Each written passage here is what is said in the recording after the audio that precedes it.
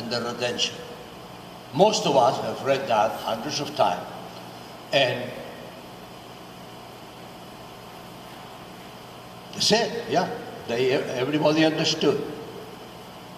Some Christians got to the point that they said there's a gift of tongues, and I have known preachers that in the middle of the lecture, of the sermon, they start breaking into tongues that nobody really understands. Unlike in the case of the apostle story, everybody understood it. And you know what that means to me? That the faith is not totally contained in one single culture of one single language. That the faith is something so big, so beyond human reason, that breaks through the boundaries. We are all obsessed with clarity of thought. Let's be sure we know what we are talking about. But good luck, okay? Human language is a very fragile instrument. Back in the 12th century, the man that eventually will influence St. Thomas of Aquinas, the great Catholic theologian, and the name of the man was Maimonides, a good Jewish rabbi from Cordoba. He lived next door to me.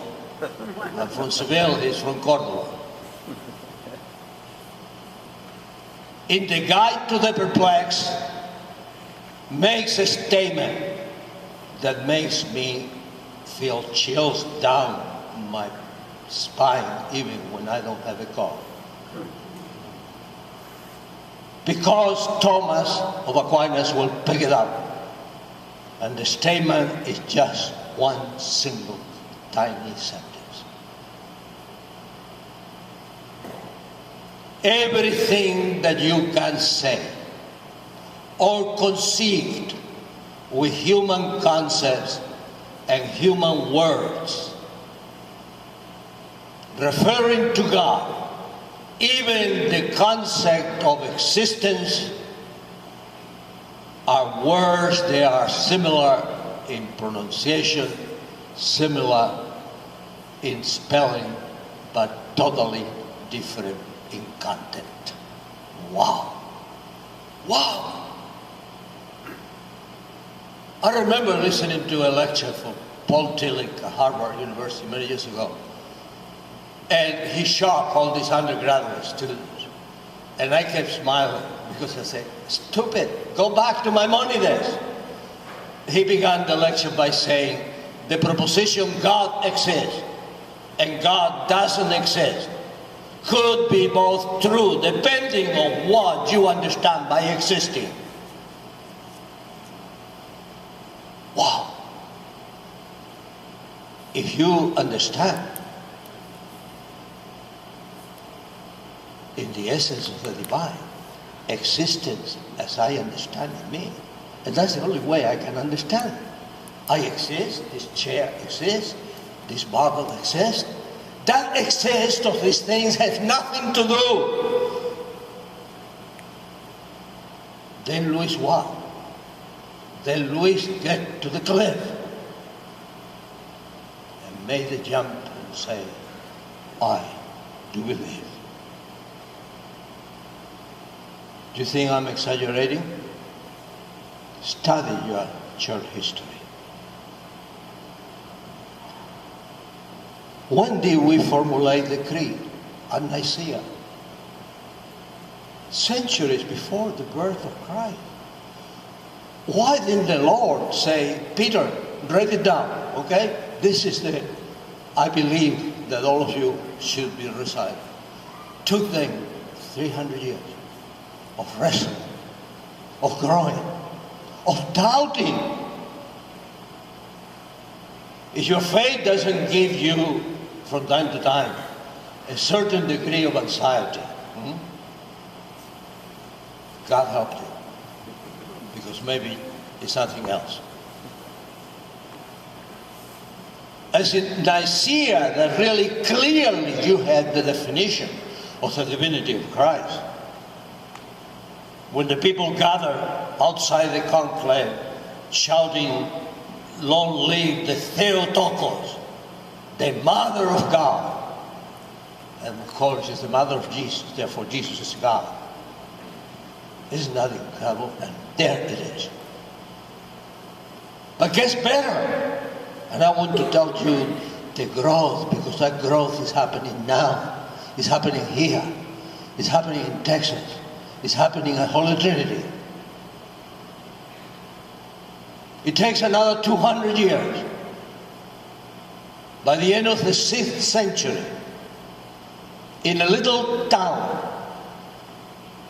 probably unknown to the rest of Europe at that time, with a bunch of nuts, cannot put it better, because I have studied them very well. But there is a man in that group, the bishop of my home city, St. Leander. And this is the Third Council of Toledo. This is not an ecumenical council.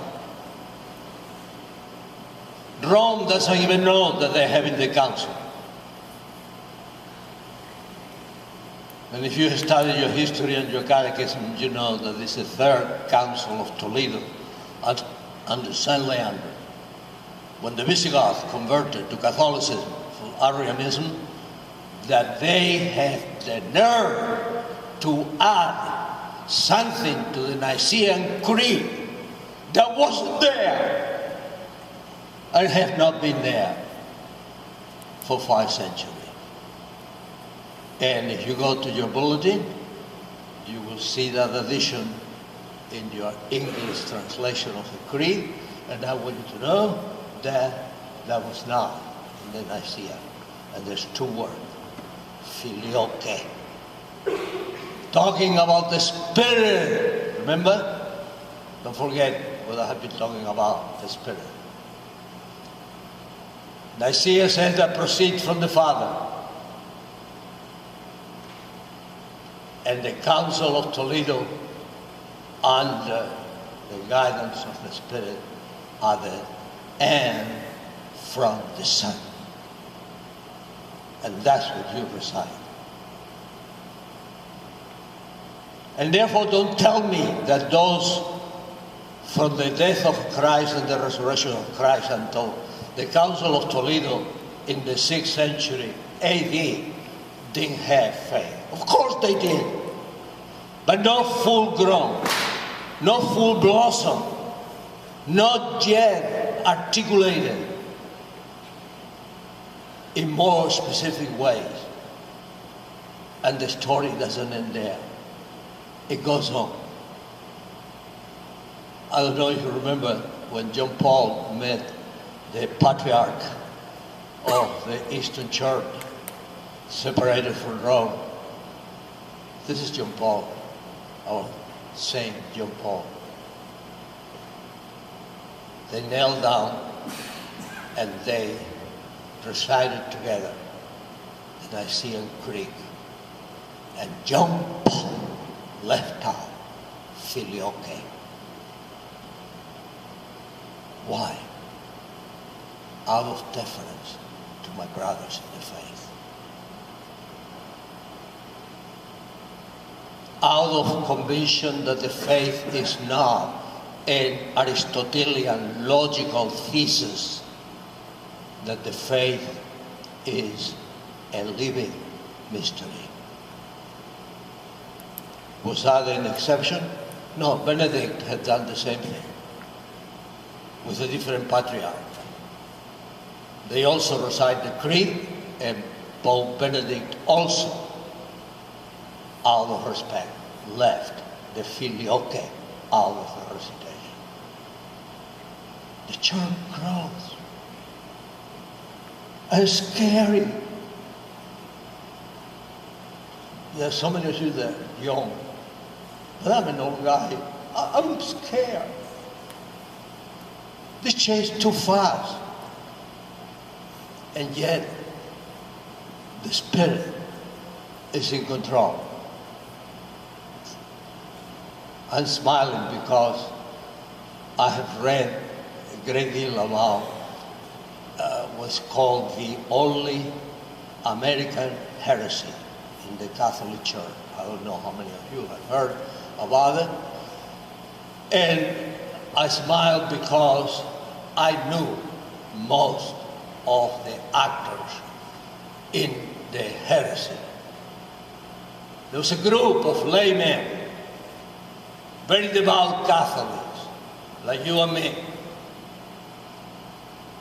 Most of them professors at Boston College, the Jesuit University in Boston, where I came to study for the first time when I arrived in the United States.